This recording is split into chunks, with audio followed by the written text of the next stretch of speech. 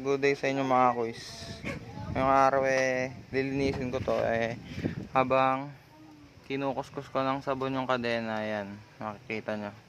Kasi nga kinalawang din. Kaya binabrush ko. Nung nakapa ko yung kadena ko sa kabilang side, may nakapa akong matules. Ayan. Asa na? Eto kaya siguro yung dahilan kung bakit kumakabyos. Yan. Basag siya. Ito siguro dahilan kung bakit kumabyos bigla na nakaraan. Naputol pala yung ano niya. Yan. So ayan mga kuys, kung makikita nyo kinukuskus ko muna yung kadena Yan. Kasi nung kahapon pauwi kami, inabutan kami ng malakas na ulan sa bandang Marilao ata yun. May kawayan hanggang Marilao. Sa sobrang lakas ng ulan mga kuys, halos wala na kami makita, puti na lang talaga. Kaya kung may sasakyan delikado talaga. So yun na mga kuys, habang chinecheck ko siya, kinukuskus ko siya.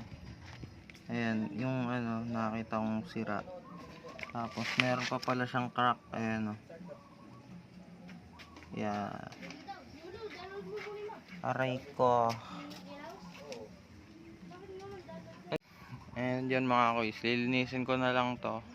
Tapos puputulin ko na lang yung mga nasira. Ayan, isa, dalawa. Ayan, aray ko.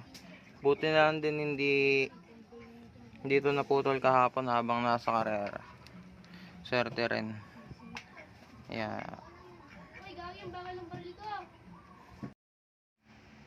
Yan mga kuys, makikita nyo binanlawan ko munang una yung kadena para maisabit ko, tsaka para matuyo din. Yan, tsaka ako sinunod yung whole bike. Yan, una kong ginawa dyan, binasa ko muna tsaka ako sinabunan. Purpose naman yung pagbabasa para lumambot yung mga putik o mga tawag dito, buhangin na dumikit. Yan yung mga natuyo dahil kahapon lakas talaga ng ulan. Halos wala talaga kaming makita kahapon nung pauwi na kami. Naka-recover din agad kasi naligo na kami sa ulan yan, inuna ko munang kuskusin niya yung frame tsaka yung mga upuan, tsaka ako sinod yung gulong para talagang malinis kahit sulok-sulok.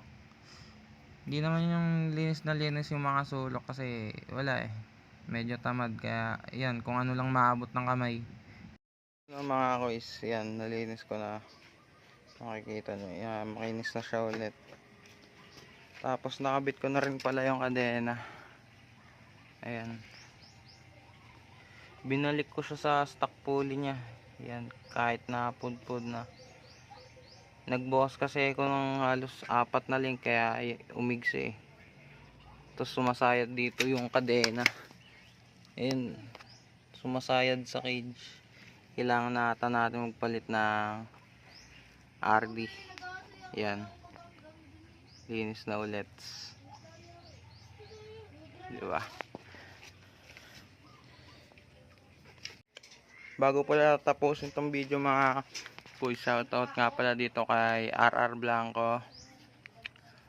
Ride safe sa inyo palagi mga kuys. Yan.